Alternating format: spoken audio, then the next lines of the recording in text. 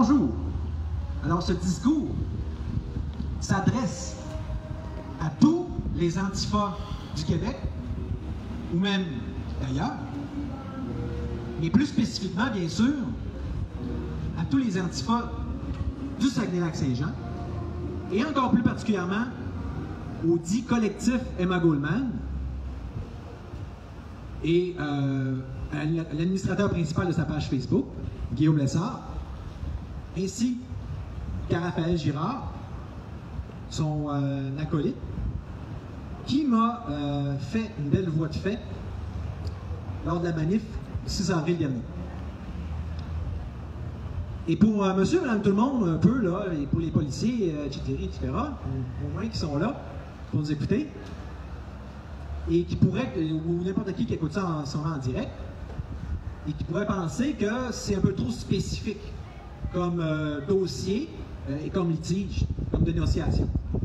En fait, c'est très pas spécifique. C'est tout sauf ça. C'est tout ce qu'il y a de plus global et général. En fait, vous avez probablement déjà entendu et remarqué que la liberté, c'est quelque chose qu'on prend un peu pour acquis. Hein? Et ça, alors même qu'on en perd de plus en plus, chaque jour, un petit bout par petit bout. Ça n'a même pas l'air d'ailleurs de nous déranger, ça n'a pas l'air de préoccuper qui que ce soit de ce qu'il faut, même quand on fait des manifestations, pour parler de totalitarisme, pour le dénoncer, pour l'observer, pour remarquer que c'est déjà en train d'arriver de se faire ici même au Québec. En place, ce que les gens, dans leur grande sagesse, belle province, vont me répondre ou nous répondre, vont nous dire « Ben non, on n'est pas en URSS. Hein, on n'est pas dans du fascisme non plus. Ça, c'est des vrais régimes totalitaires. » Ah, OK. Ben, là, on va observer tantôt, on va discuter un peu de, à partir de, justement, en observant le comportement de ces fameux antifas-là, tels qu'ils ont pu le faire le 6 avril dernier ici, ce que ça nous indique sur le degré d'avancement du totalitarisme. Ce que ça nous montre par rapport au point auquel on est déjà en totalitarisme. Parce que c'est une chose qui brandisse le drapeau communiste en toute impunité, là, puis en toute quiétude, mais c'en est une autre qu'ils agissent d'une façon qui est tout à fait typique et caractéristique des régimes totalitaires connus, dont ceux que j'ai nommés. Pour commencer, pour ceux qui vont voir le live, vous allez voir dans la description, je vais mettre le lien où est-ce qu'on voit toutes les vidéos de comment, de tout ce qu'on pu faire lorsque, à la dernière manif, on est venu, on a osé parler ici d'immigration. Alors que ça a l'air qu'on n'avait pas le droit parce qu'il y a eux autres qui ont décidé ça. Tout comme quand on a osé parler de drag queen dans les écoles, un an auparavant, à la bibliothèque de Jonquière, encore là, il était là pour nous intimider, en essayant de nous faire passer plus ou moins subtilement le message qu'on n'a pas le droit de passer ce message-là. Je vais maintenant m'adresser directement à vous, à Guillaume, à Raphaël, à tous les petits antifas, tous les petits LGBT+, et compagnie qui les suivent, là, qui sont tous fiers d'arriver tous masqués, etc., etc. OK? Vous avez l'air bien fiers aussi, hein, puis vous pensez bien bon, de faire jouer du Péruvien noir, puis du banlieue rouge à plein régime, surtout quand il s'agit de couvrir qu'est-ce qu'on dit. Donc, des groupes pourtant dont les chansons valorisent la liberté au-dessus de toute autre considération. Bien, quand vous faites ça, la liberté, est-ce que vous trouvez que vous la respectez? Tout comme quand vous nous traitez tous les noms, que vous nous piquez votre matériel, que vous nous faites des voies de fait, que vous essayez de nous empêcher de nous exprimer, d'utiliser le droit constitutionnel de libre expression et de liberté de conscience. Est-ce que vous la respectez, vous, cette liberté-là? Donc, vous osez en plus vous prétendre là, les espèces d'imams et de prêcheurs. Comment vous voyez ça, en fait, vous? La liberté de conscience, d'expression telle que garantie par la Constitution? J'imagine que vous allez nous répondre que c'est, oui, la liberté, mais seulement quand ça fit avec vos idées puis votre discours à vous. Comme disait Metallica, hein, tu sais. You can do it your own way if it's done just how I say. Ben, c'est ça. Tu sais, une des choses que vous n'arrêtez pas de répéter, de clamer, d'invoquer, c'est la question de la tolérance. C'est incroyable, j'en reviens pas. Êtes-vous tolérant, vous? Faites-vous preuve de tolérance quand vous traitez ainsi, de façon violente, à plein niveau, puis je vais le démontrer tantôt. Ceux qui osent ne pas parler comme est-ce que c'est ça la tolérance? Dans le fond, vous tolérez toutes sortes d'opinions, tant que ce soit ceux que vous tolérez. Right? Tant que ce soit ceux que vous considérez comme étant tolérants. C'est ça la tolérance. Puis si vous, en juge et roi et maître du discours public, vous avez décidé que tel discours n'est pas acceptable. Ah, tiens donc, comme on le fait dans des régimes totalitaires, comme c'est de plus en plus le cas au Québec d'ailleurs, ah, ça se dit pas. Ah, on ne peut pas parler contre les mesures. On ne peut pas parler contre l'immigration massive. Ah non, on n'a pas le droit. Ah, intéressant ça. Ah, et ça fait que ça, là, on a le droit d'être intolérant. Hein? Même que c'est encouragé. Ah oui, puis c'est drôle parce que, rendu là, vous êtes complètement aligné avec le gouvernement. D'ailleurs, est-ce que c'est pas depuis les mesures sanitaires qu'on ne se parle plus? Hein? On était en très bon terme, moi, puis ce collectif supposément anarchiste-là, et tous les anarchistes, hein? Il suffit que le gouvernement commence à nous traiter de façon plus totalitaire que jamais avec les mesures sanitaires, puis que là, tout de suite, vous vous mettez à non seulement le licher, mais à le supporter dans ces espèces de mesures manifestaires. Tout que les anarchistes, hein? Je pense qu'on est là, qu'on a été là, nous, les militants anti-mesures, pour faire votre job à votre place. Mais, je m'égare.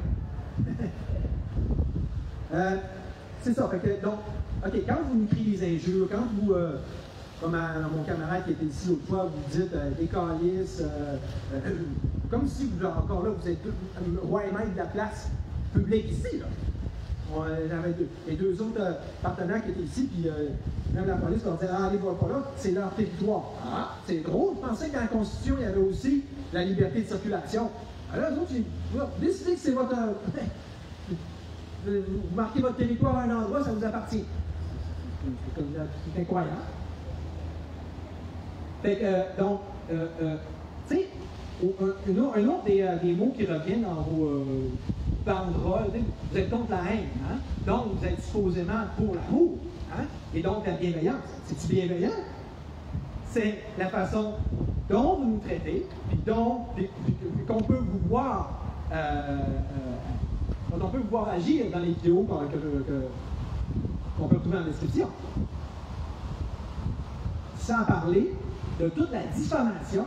Vous avez pu faire exemple à mon égard, à tous les gens, à plein d'autres figures des mouvements anti-mesures, à tous ceux qui osent parler contre l'immigration en les traitant de racistes. Ah, okay. Donc, vous êtes encore là. J'imagine que vous allez dire, oui, on est dans l'amour, mais c'est l'amour conditionnel. Hein?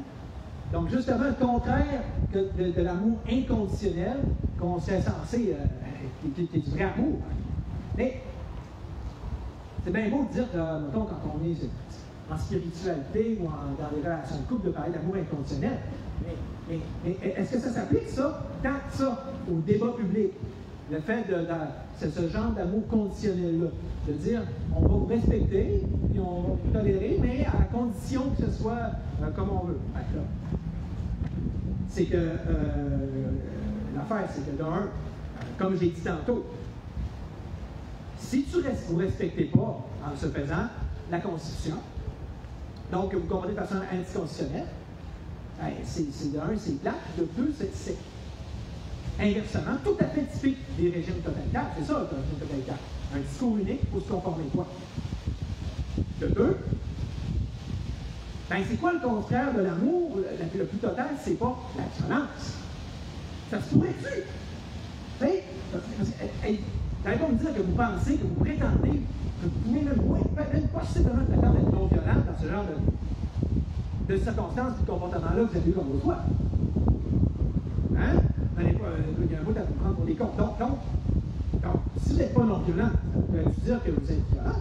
Regardez, on va l'examiner ensemble, tous ensemble dans la joie, à partir d'une définition du gouvernement du Québec. Ça, on n'y niaisera pas avec ça non plus. Hein? Donc, tu sais, si on regarde la définition de violence, selon le gouvernement, notre cher gouvernement, fait que là, pour le gouvernement, il y a une violence quand, dans une interaction entre deux ou plusieurs personnes, il y a un acte, soit par parole, par écrit, par geste, soit évident, comme un coup de bâton pas loin de l'œil, qui est quasiment marqué de crève un œil, hein, Jean-Raphaël, ou subtil, là, comme du poussage, OK? Qui peut entraîner des conséquences en termes négatifs sur la personne en question. Exemple, anxiété, perte de biens matériels, comme quand on fait un genre de micro-vandalisme en piquant mon matériel, tu sais, puis en piquant partout, traumatisme, dommages psychologiques. Vous allez me dire, ah, tu me mets? Ben, je ne sais pas. Mais ce que je sais, c'est que c'est violent. Pourquoi il faudrait que j'accepte du comportement violent? Pourquoi je pourrais banaliser ça? Vous voulez banaliser la violence? En essayant de la rendre, en plus, de la légitimer? Ah, c'est du bon monde, ça, hein? Ça, c'est des belles façons de faire. Ben oui, c'est super démocratique en plus. La violence psychologique. Le gouvernement peut juste lire. Et généralement utilisé par le contrôle sur quelqu'un. Ah, ben oui, comme exemple, garder le contrôle sur le débat public. Genre, au Saguenay. Quand je dis que c'est du totalitarisme, ici même, dans le supposé place du citoyen, là, ben c'est ça. Ça veut dire que là, vous contrôlez, vous, le genre de discours qu'il y a ici, sous peine de violence. En fait, on a une nouvelle police de la pensée, puis une nouvelle gang au-dessus des policiers pour faire la faire appliquer. C'est par la violence. Ici, eux autres, au moins, ils ont été entraînés, puis il y a un cas d'anthologie, vous autres, même pas besoin là. C'est pas le fun. On a Facebook, déjà, qui se prétend au-dessus du gouvernement, puis qui nous censure selon leur politique, qu'on ne sait pas trop c'est quoi, mais qui sont toujours pro-woke, puis pro-antifa. D'ailleurs, je vous suspecte très fortement, vous autres, je ne sais pas, c'est mon petit doigt qui me le dit, que ça se fait à cause de vous que je me suis fait censurer pendant une semaine, juste après que j'ai osé annoncer cette manif-là, dénoncer vos comportements violents. Bon. Selon le gouvernement, là, quand il y a violence, le respect est absent. Ah. C'est comme le contrat. Puis, le consentement est obtenu de manière inacceptable. Ah oui, hein? C'est comme c'est forcé le consentement, ça. Comme le groupe fait avec nous. Ah oui, vous avez le droit de vous injecter ou pas, mais on va obtenir un consentement de façon inacceptable, comme par exemple devant un hot dog. Des exemples de violence. Je vais voir si ça vous dit quelque chose. Les antifas. Critiquer constamment, rabaisser, déformer la réalité, comme en nous traitant de racistes, maintenant. Ah! Hein? Quand tu déformes la réalité, donc, tu fais de la diffamation pure et simple, c'est ça. La diffamation en passant, ça veut dire exemple, une menterie. C'est une menterie de quelqu'un qui utilise scorer diffamation en partant. Et si, aussi, le critère, c'est-tu utile au débat public? De traiter quelqu'un de raciste sans preuve de même, il fait pas c'est utile au débat public, manipuler les émotions, c'est tout fait. Isoler socialement, c'est tout fait. Puis ça, comme je dis, souvent, elle va être subtile et hypocrite. Dans votre cas, pour vous donner ça, c'est même pas subtil, c'est même pas hypocrite, c'est très évident. C'est pas que je suis pas capable de vous trouver des bons côtés, moi. Donc, d'autres exemples de violence. Critique et répétition, reproche fréquent, accusation fausse injustifiée, menace. Je le répète, je le sais. Et c'est parce que vous n'avez pas l'air à comprendre. Peut-être bien qu'à un moment donné, à force de faire répéter, ça va vous rentrer dans le cerveau. La violence verbale. La violence est utilisée pour intimider, humilier, contrôler une personne ou un groupe. Encore une même affaire. Cette forme de violence peut également annoncer de la violence physique. C'est là. Dans votre cas, c'est justement un package qui va tout ensemble. Violence, vous êtes all, hein? Violence psychologique, physique, verbale, alouette. D'ailleurs, faire un petit aparté, j'ai ici un jugement du juge Jocelyn Pilote, palais de justice qui est là, qui, j'ai dit, parce que je vous ai poursuivi en passant, que, selon lui, parce que moi je faisais une demande à ce que mon adresse civique ne soit pas mentionnée dans ma poursuite, parce que, notamment suite à l'agression que vos confrères Antifa de Montréal ont faite à mon collègue camarade François Maléga, alors qu'il osait se préparer pour sa manif contre les drag queens dans les écoles, une manif que vous avez réussi à canceller de par l'effet même, hein, de terre debout. Bon, là, j'ai pu faire valoir le fait que, même si normalement notre adresse civique est mentionnée, qu'elle ne le soit pas.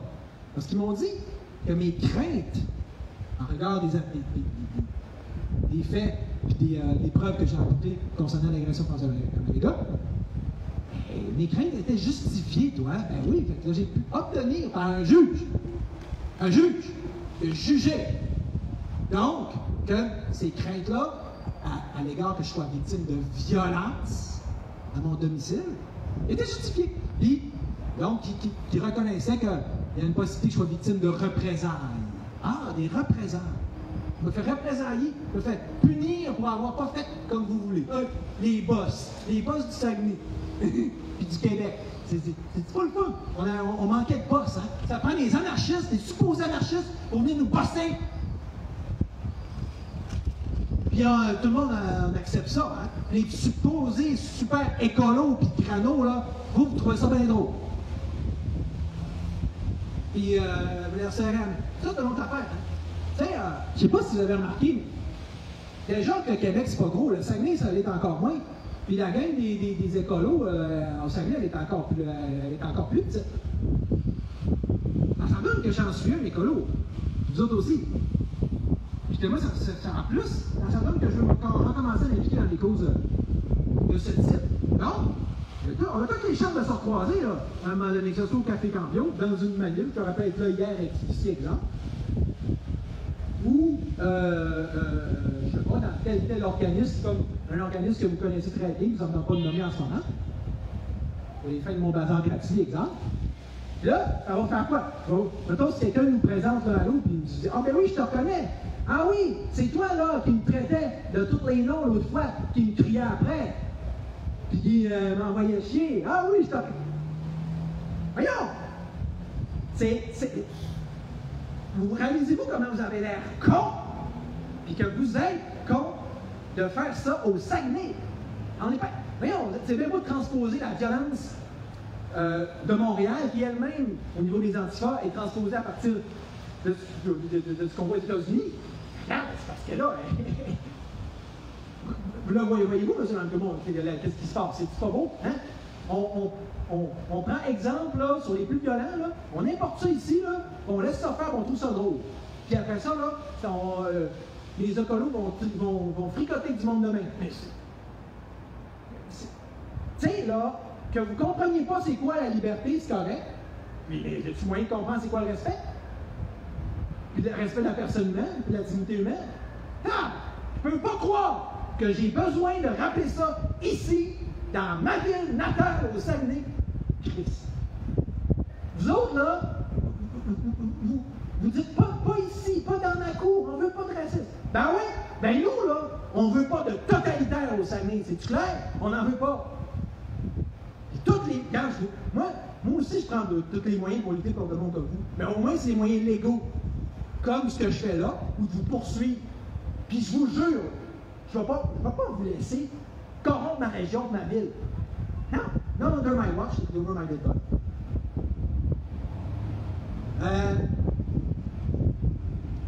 Là, je suis rendu. Alors, c'est ça que je veux. Ça, je n'ai plus besoin. Ça, c'est pas grave.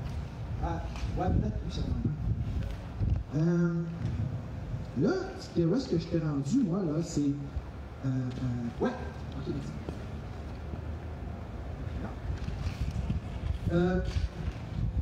Si vous êtes honnête 2 secondes, là, parce que, tu sais, des fois, vous dites, ouais, vous êtes juste une poignée, hein? Ben, vous autres aussi, hein, juste votre poignée est plus grosse que l'autre. Mais, tu sais, encore là, t'es-tu en train de manipuler puis, l'information puis à votre avantage, puis quitte à mentir? Mais regardez, si on essaie de connaître une bonne fois, vous savez sûrement aussi bien que nous que la grosse majorité des gens, au Saguenay, Chicoutimi, etc., ils pensent comme nous. Hein? Qui ne traitent pas de voir l'immigration massive à pu finir, qui ne traitent pas de voir des drag queens à ramasser dans les écoles à pu finir non plus. OK? C'est-tu ma faute, c'est-tu notre faute à nous si les Québécois sont au moment qui sont peureux, qui sont lâches, qui ne se lèvent pas? Ils sont comme ça, vous savez aussi bien que nous. Ça veut-tu dire qu'il ne faut pas les écouter? Il ne faut pas les consulter? Tu sais, si vous êtes tellement pour la liberté, vous auriez pour ça le principe de démocratie directe, exemple, comme le parti du même nom avec lequel je suis bien en très bon terme d'ailleurs.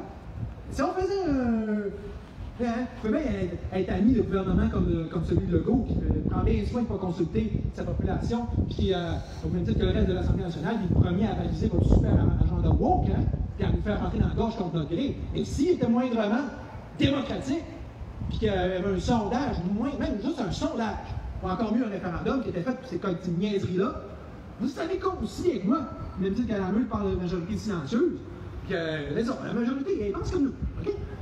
Fait que c'est comme ça. De toute façon, si vous ne comprenez pas, ben ça j'ai une bonne nouvelle pour vous. Ben, je vais faire le porte-à-porte du Chicoutimi au complet.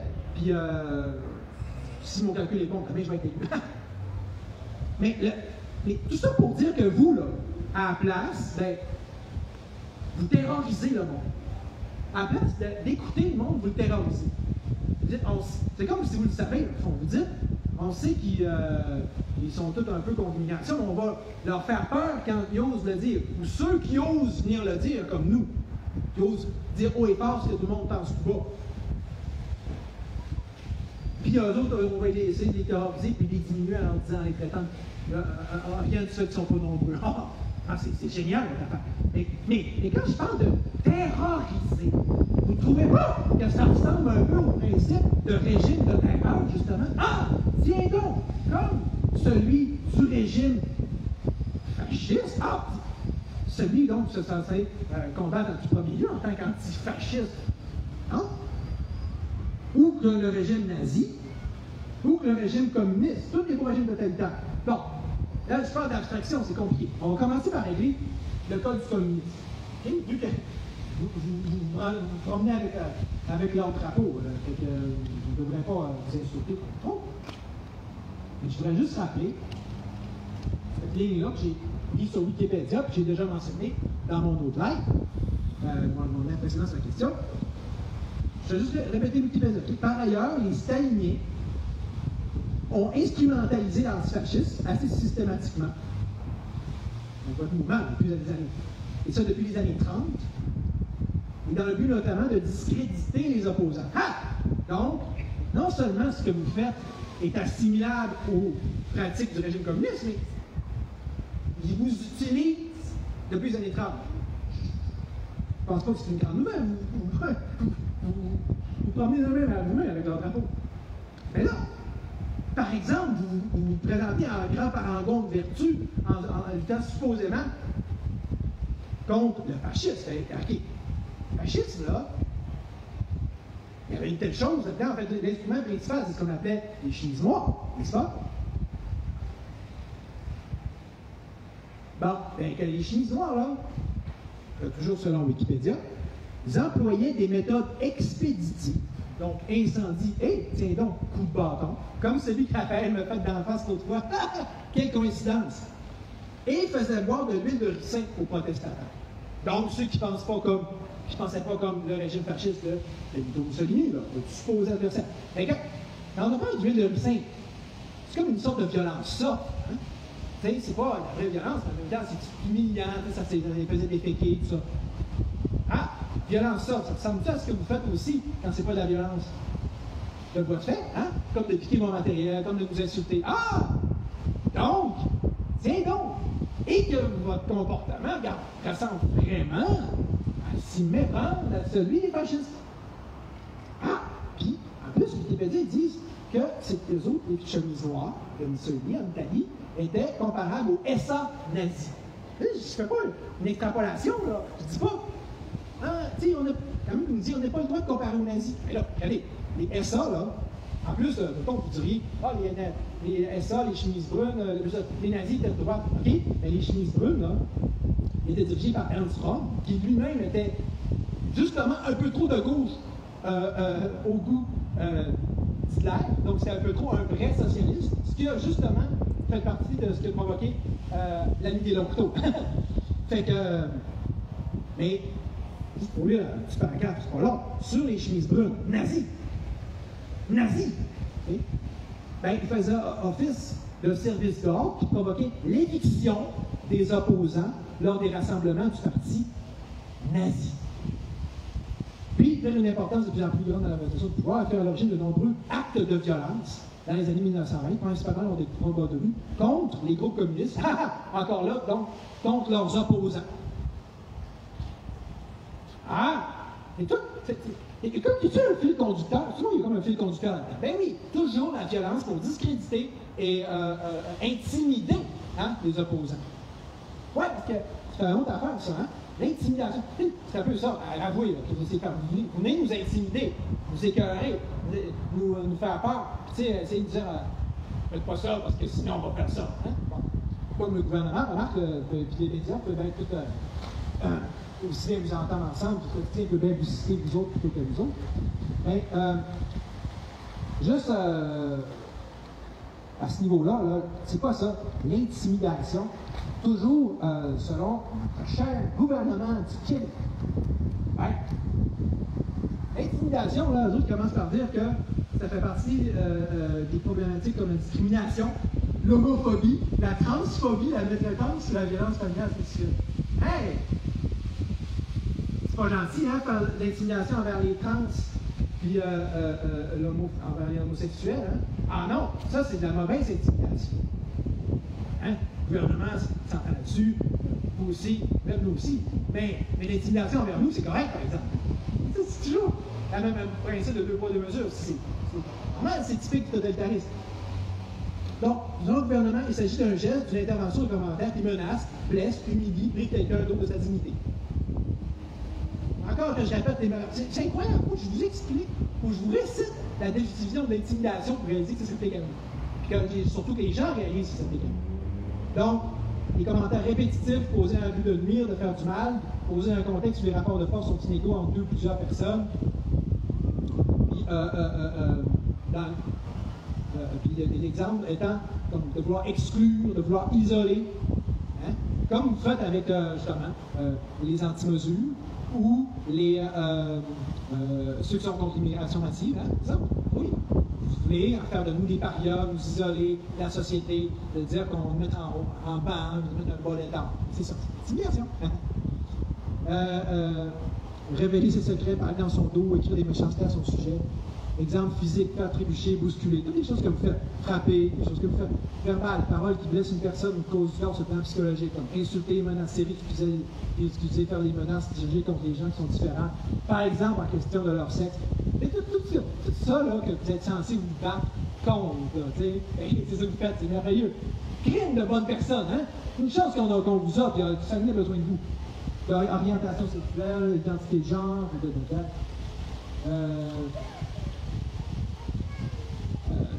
donc, filiation sociale, donc de nuire aux relations sociales d'une personne ou sa appartenance à un groupe. Hein, vous savez que sur le groupe Facebook de l'organisme en question, là, que je ne vais pas nommer, ben là, c'est ça, vous avez fait exactement ça. Vous avez essayé de dire, ah, on ne devrait pas faire affaire avec Charles Olivier à cause de ses positions sur exemple, sur l'immigration massive. Normalement, c'est censé être grave, ça. Et là, vous, dans le genre de Saguenay et de dynamique sociale que vous essayez de dégénérer, ben c'est bien correct pour vous. Répandre des mensonges, des rumeurs, dénigrer, humilier, isoler ou exclure d'un but.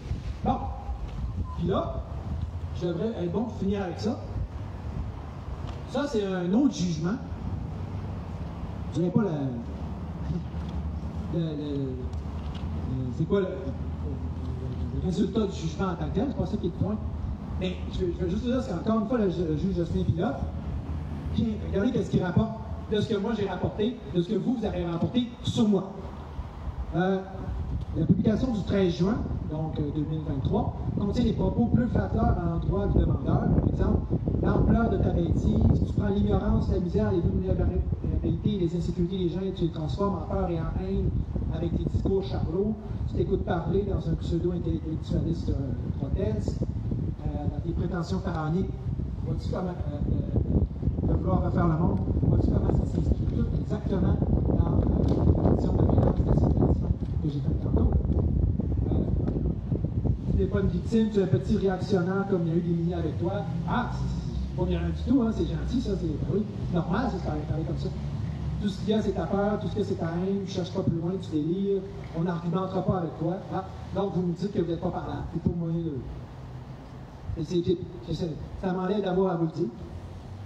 Les droits des minorités, ça ne se débat pas. Ouais. Surtout quand c'est des minorités comme nous, hein, ça ne se débat pas, parce qu'il y a des minorités comme nous, que vous pensez comme nous, ben c'est comme si on était une sorte de sous-créature, hein, en dessous de la personne humaine, hein, parce qu'on n'a pas les mêmes droits que les autres citoyens, puis garantis par la Constitution, on dirait. Hein? Puis, tu sais, je finis avec ça. Dans l'affaire Prud'homme contre Prud'homme, la Cour suprême du Canada définit la diffamation comme suit. De façon générale, on reconnaît que la diffamation consiste dans la communication de propos ou d'écrits qui font perdre l'estime ou la considération de quelqu'un ou qui, encore, suscite à son égard des sentiments défavorables ou agréables. Donc là, tu sais, c'est tout ça. Maintenant qu'on laisse faire là, les termes de liberté, de totalitarisme, de communisme, ok? On va juste y aller bien simple. Est-ce que c'est ça le genre de Saguenay qu'on veut? C'est-tu ça le genre de Québec qu'on veut? C'est-tu ça le genre de société qui représente le Québec et le Saguenay tout court? C'est pas là-dedans que nos grands-parents ont évolué, qui ont créé tout ce qu'on a. OK? C'est complètement importé d'Allemagne nazie, d'Italie fasciste, de communistes stalinien, puis cette cochonnerie-là vient nous écœurer, ici même, chez nous, au Saguenay, à la place du citoyen. Ah, la place du citoyen, c'est merveilleux. On arrive à s'exprimer, on reçoit des coups de bâton. Hey, chez nous! Fait que déjà, qu'on est pris avec de l'immigration massive qui finit pas, pensez, on va immigrer, on va importer des façons de faire les plus répugnantes, les plus inacceptables de toute l'histoire humaine. Puis ça, c'est grâce à des gens comme vous, les antifas, les supposés anarchistes, les mongols-men, les communistes. Mais j'ai une petite nouvelle pour vous. Vous n'avez pas fini avec moi. OK? Je vous jure, on va se retrouver. Puis c'est pas une menace. C'est juste pour dire que ça ne marchera jamais avec moi, puis avec d'autres aussi. Vous essayez de nous faire taire et nous faire peur, là. Ben, regarde, on est ici aujourd'hui, puis on va continuer de dire qu'est-ce qu'on a à dire. Correct? Correct? Merci, Tina. Salut.